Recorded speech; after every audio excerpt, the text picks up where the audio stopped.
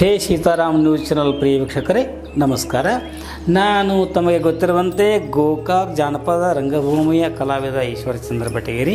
ನಾನು ಸಂಪಾದನೆ ಮಾಡಿರುವಂಥ ಈ ಶ್ರೀಕೃಷ್ಣ ಪಾರಿಜಾತ ರಂಗಪ್ರಯೋಗವನ್ನು ನಮ್ಮ ಈ ಚಾನಲ್ ಮುಖಾಂತರವಾಗಿ ತಮಗೆ ವಾಚನ ಮಾಡ್ತಾ ಬಂದಿದ್ದೀನಿ.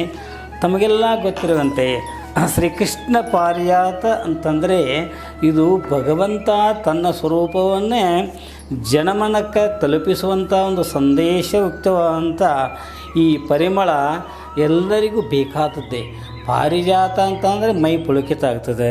ಯಾಕಂದರೆ ಮೊದಲಿನಿಂದಲೂ ಕೂಡ ಈ ಪಾರಿಜಾತ ಪರಂಪರೆ ಸುಮಾರು ಒಂದು 200 ವರ್ಷಗಳ ಪರ್ಯಂತರವಾಗಿ ಇದ್ದಂಥ ಈ ಒಂದು ಬಯಲಾಟದ ಈ ಒಂದು ಸುಗಂಧ ಅದಕ್ಕಿಂತಲೂ ಮೊದಲಾದರೂ ಕೂಡ ಕಾವ್ಯಮಯವಾಗಿತ್ತು.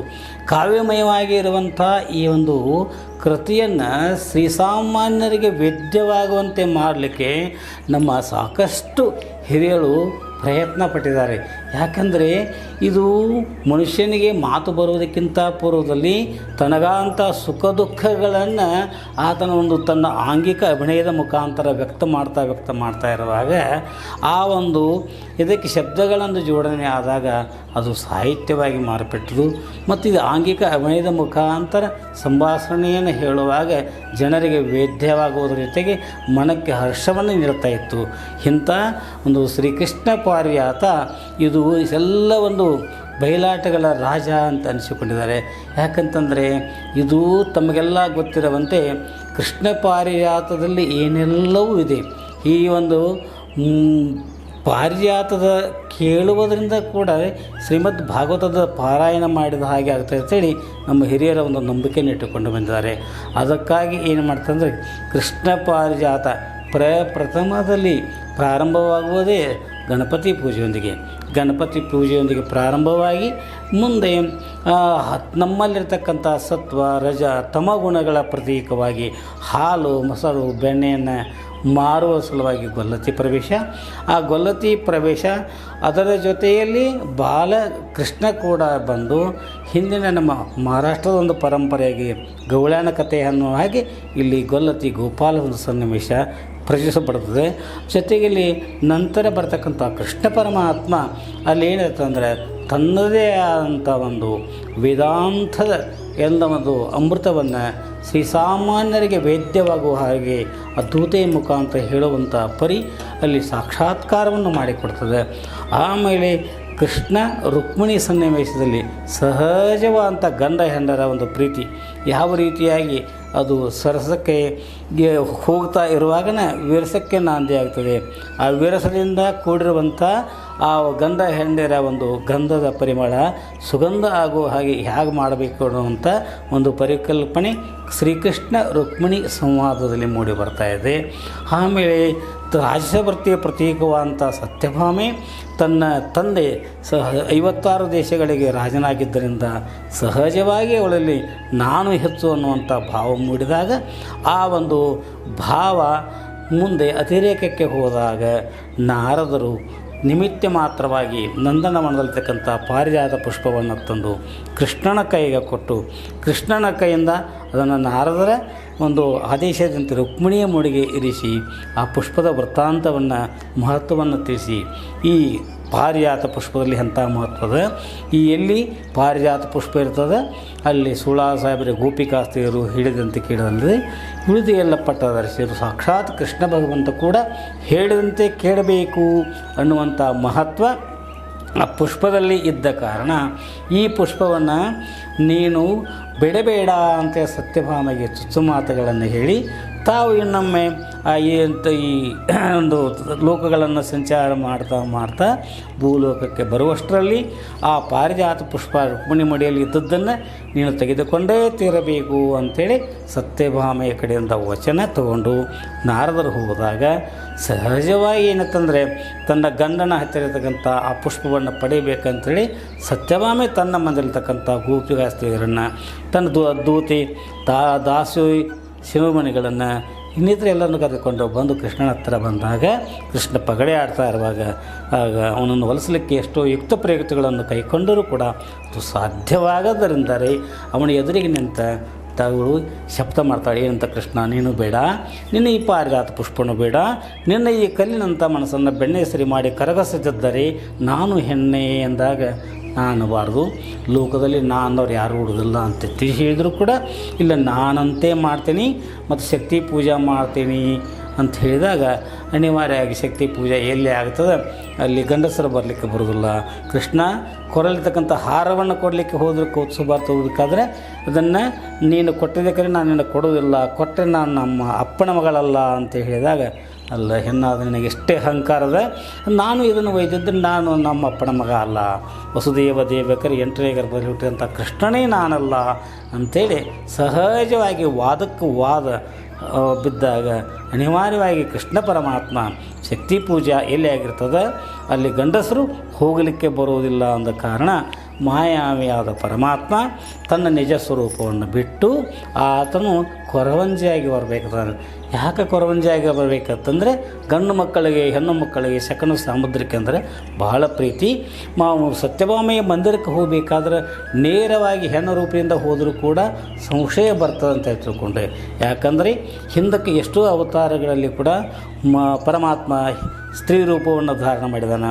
ಮೋಹಿನಿಯಾಗಿ ದೇವದಾನವರಿಗೆ ಅಮೃತವನ್ನು ಪಾನ ಮಾಡುವಾಗ, ಅಷ್ಟೇ ಅಲ್ಲದೆ ನಮ್ಮ ತನ್ನ ಭಕ್ತಳ ಅಂತ ಸಕುಬಾಯಿಗೆ ಅವಳಿಗೆ ಕೂಡ ಪಂಢರಪುರಕ್ಕೆ ದರ್ಶನ ಕೊಡುವ ಸಲುವಾಗಿ ಅವಳು ಯಾತ್ರಾರ್ಥಿಯಾಗಿ ಹೋಗುವಾಗ ಅವಳ ಮನೆಯಲ್ಲಿ ಸಕುಬಾಯಿ ರೂಪದಿಂದ ಇದ್ದಾನೆ. ಅಷ್ಟಲ್ಲಿ ಕುರುಕ್ಷೇತ್ರ ರಂಗದೊಳಗೆ ಅರ್ಜುನನಿಗೆ ಹೆಂಡತಿಯ ನೆನಪಾಗಿ ಸುಭದ್ರೆಯನ್ನು ನೋಡಬೇಕು ಅನ್ನುವಂಥ ಅಪೇಕ್ಷೆ ಆದ್ದರಿಂದ ಸುಭದ್ರೆಯ ರೂಪದಿಂದ ಕೃಷ್ಣ ಅಲ್ಲಿ ಅವನಿಗೆ ದರ್ಶನ ಕೊಟ್ಟ. ಹಿಂಗೆ ಭಕ್ತರ ಇಷ್ಟಾರ್ಥಗಳನ್ನು ಏತಾಮಾಂ ಪ್ರಪದ್ದಂತೆ ತಾಮಸ್ತತೆಯೋ ಭಜಾಮ್ಯಹಂ ಮಮ ವರ್ತಮಾನ ವರ್ತಂತೆ ಮನುಷ್ಯ ಭಾರತ ಸರ್ವಶ ಅಂತ ಗೀತೆಯಲ್ಲಿ ಹೇಳಿದಂಗೆ ಯಾರ್ಯಾರು ಯಾವ ಭಾವನೆಟ್ಟುಕೊಂಡು ಅವರು ಧ್ಯಾನ ಮಾಡ್ತಾರೋ ಅವರ ಮನಸ್ಸಿನ ಇಷ್ಟಾರ್ಥವನ್ನು ನೆರವೇರಿಸ್ತಾ ಬಂದಂಥ ಕೃಷ್ಣ ಪರಮಾತ್ಮ ಇಲ್ಲಿ ಕೊರವಂಜಿಯಾಗಿ ತಲೆಯ ಮೇಲೆ ಬುಟ್ಟಿಯನ್ನು ಹೊತ್ತುಕೊಂಡು ಬಗಲಲ್ಲಿ ಕೊಂಕಲಲ್ಲಿ ಕೂಸನ್ನು ಎತ್ತಿಕೊಂಡು ಅದು ಕೈಯಲ್ಲಿ ಬಡಿಗೆಯನ್ನು ಹಿಡಿದುಕೊಂಡು ಓಣಿ ತಿರುಗುತ್ತಾ ಶಕುನಿ ಸಾಮುದ್ರಿಕಗಳನ್ನು ಹೇಳ್ತಾ ಆ ದೂತೆಯನ್ನು ಸಂಪರ್ಕಕ್ಕೆ ಬಂದಾಗ, ಅಮ್ಮ ಇಷ್ಟೆಲ್ಲ ವೇದ ಉಪನಿಷತ್ತುಗಳೆಲ್ಲ ಕುರಿತು ನಾವು ಹೇಳ್ತಿ, ಮಂತ್ರ ಶಾಸ್ತ್ರ ತಂತ್ರ ಎಲ್ಲ ಇನ್ನು ಗುರ್ತದವ, ನಿನ್ನ ಕೇಳುವಂಥ ಶಕ್ತಿ ನಮ್ಮಲ್ಲಿ ಇಲ್ಲ. ನಮ್ಮಲ್ಲಿ ಈಗ ಕೇಳೋರದಾರು ಬರ್ತೀನಂದ ತಕ್ಷಣ ಅವ್ರು ಯಾರನ್ನೋದು ನಾ ಇಲ್ಲಿ ಹೇಳ್ತೇನೆ ಅಂತೇಳಿ. ಯಾಕಂದ್ರೆ ಎಲ್ಲವನ್ನೂ ಬಲ್ಲ ಪರಮಾತ್ಮನಿಗೆ ಗೊತ್ತನ್ನೋದು ಸುಮ್ಮನೆ ಅಲ್ಲಿ ನಿಮಿತ್ತ ಮಾತ್ರವಾಗಿ ಹೋಗ್ಬೇಕಂತ ತಿಳ್ಕೊಂಡು ಹೇಳ್ತಾರೆ. ಯಾರ ಹತ್ರ ಕರ್ಕೊಂಡು ಹೋಗ್ತಿ, ಅವರ ಹೆಸರೇನು, ಅವ್ರ ಪತಿ ಯಾರು ಅದನ್ನು ನಿಂತಲ್ಲಿ ಹೇಳ್ತಿದ್ದ ತಕ್ಷಣ ಆ ಒಂದು ಹೇಳಿದಾಗ ಇವಳಿಗೆ ಭಾಳಷ್ಟು ಒಂದು ಖುಷಿಯಾಗಿ ಅವಳನ್ನು ಕರ್ಕೊಂಡು ಹೋಗಬೇಕು ಅನ್ನುವಂಥ ಒಂದು ಕತೆ ಮುಂದೆ ಬರ್ತಾರಿಗೆ ಹಾಗೆ ಬರಲಿ. ಯಾಕಂದ್ರೆ ನನ್ನ ಕೊರಳಾಗ ನನ್ನ ಒಂದು ಟೊಂಕದೊಳಗೆ ಕೂಸದ, ನನ್ನ ಕೂಸ ಅಳ್ಳಿಕತ್ತೈತಿ, ಮತ್ತು ಅಳುವಂಥ ಕೂಸನ್ನು ಹಂಗೆ ಕರ್ಕೊಂಡು ಹೋಗೋದಾಗ ಅವನು ಗಪ್ಪು ಮಾಡಬೇಕು ಅಂತೇಳಿ ಆ ಮಗುವನ್ನು ಯಾವ ರೀತಿಯಾಗಿ ಸನ್ಮಂತ ಮಾಡಬೇಕು ಅನ್ನೋಂಥ ಪರಿಯನ್ನು ಲೋಕಕ್ಕೆ ಹೇಳ್ತಾ, ಹಾಗೆ ತಾಯಿಯ ಎದೆ ಹಾಲನ್ನು ಕುರಿತ ಎದೆ ಹಾಲಿನಲ್ಲಿ ಅಂಥ ಮಹತ್ವದ ಎದೆ ಹಾಲನ್ನು ನಾವು ಯಾಕೆ ಕೊಡಬೇಕು, ಎದೆ ಹಾಲಿನಿಂದ ಮಕ್ಕಳ ಬೆಳವಣಿಗೆ ಯಾವ ರೀತಿ ಆಗ್ತದೆ, ಇಂಥೆಲ್ಲ ವಿಷಯಗಳನ್ನು ಕೂಲಂಕಷವಾಗಿ ವಿವರಣೆ ಮಾಡ್ತಾ ಇದು ನೋಟಕ್ಕೆ ಕೇವಲ ನಾಟಕ ಬಯಲಾಟ ಪಾರಿಜಾತವಾದರೂ ಕೂಡ ಲೋಕವನ್ನು ತಿದ್ದುವಂಥ ಒಂದು ಕಾರ್ಯ ಮಾಡತಕ್ಕಂಥ ಇದೊಂದು ಚರಗುರು ಸೇವೆ ಅಂಥೇಳಿ ಎಲ್ಲರೂ ಮಾನ್ಯತೆ ಮಾಡ್ತಾರೆ. ಯಾಕಂತಂದರೆ ಎಲ್ಲಿ ಭಕ್ತರಿರ್ತಾರೆ, ಎಲ್ಲಿ ಕೇಳುಗರು ಇರ್ತಾರೆ, ಎಲ್ಲಿ ಶ್ರವಣ ಅಪೇಕ್ಷೆಗಳಿರ್ತಾರೆ, ಅಲ್ಲಿ ಅವರಿದ್ದಲ್ಲಿಗೆ ಹೋಗಿ ತಮ್ಮದೇ ಅಂತ ಒಂದು ವೇದಿಕೆಯನ್ನು ಕಟ್ಟಿಕೊಂಡು ಅವರು ಜನಸಾಮಾನ್ಯರ ಮನಸ್ಸನ್ನು ತಿಳಿ ಮಾಡುವುದ್ರ ಜೊತೆಗೆ ಸಮಾಜ ತಿದ್ದುವಂಥ ಕಾರ್ಯ ಈ ಒಂದು ಕಲಾವಿದರು ಮಾಡ್ತಾರೆ. ಇಂಥ ಒಂದು ಶ್ರೇಷ್ಠತೆಯನ್ನು ಪಡೆಯುವಂಥ ಶ್ರೀಕೃಷ್ಣ ಪಾರಿಜಾತ ಸರ್ವಮಾನ್ಯವಾಗಿದೆ. ಇಂಥ ಎಲ್ಲ ಉದಾತ್ತವಾದಂಥ ಧ್ಯೇಯಗಳನ್ನು ಹೊಂದಿರುವಂಥ ಕೊರವಂಜಿಯನ್ನು ತಮ್ಮ ದೊರ್ಶಾನಿ ಮಂದಿರಕ್ಕೆ ಕರ್ಕೊಂಡು ಹೋಗಬೇಕು ಅನ್ನುವಂಥ ಸಂಭ್ರಮ ಈ ದೂತಿಕಾಸ್ತ್ರೀಯರಲ್ಲಿ ಭಾಳ ಆಗ್ತದೆ. ಅದಕ್ಕೆ ಹೋಗೋಣ ಅಂಥೇಳಿ ಯಾವ ರೀತಿ ಹೋಗ್ಬೇಕಂದ್ರೆ ಪರಮಾತ್ಮನ ನಾಮಸ್ಮರಣೆ ಮಾಡ್ತಾ ಹೋಗೋಣ.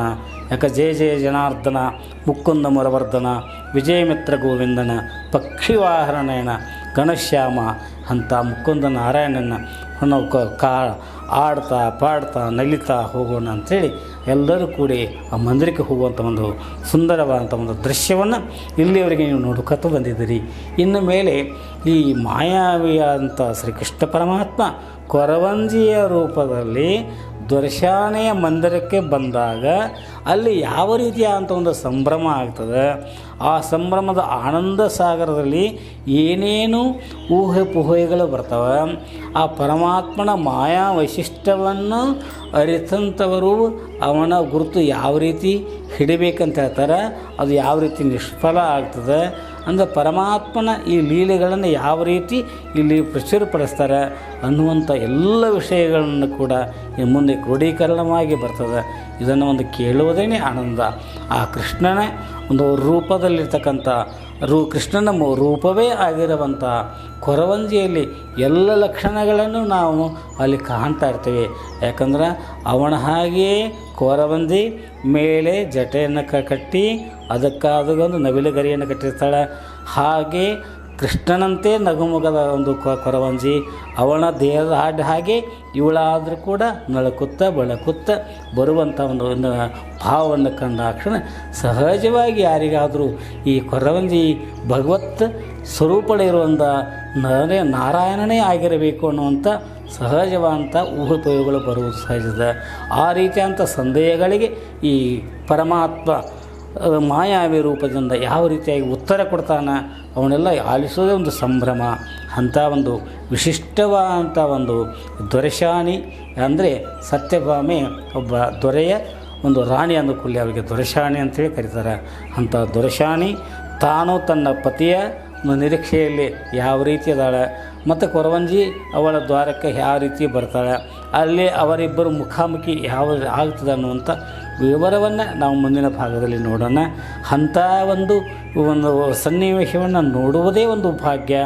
ಅಲ್ಲಿ ಅವರಿಗೆ ಆಗತಕ್ಕಂಥ ಒಂದು ಸಂಭಾಷಣೆಯಲ್ಲಿ ಕೌತುಕಮಯವಾದಂಥ ಒಂದು ಸಂಗತಿಗಳು ಕೂಡ ಗುರುತಾಗ್ತವೆ.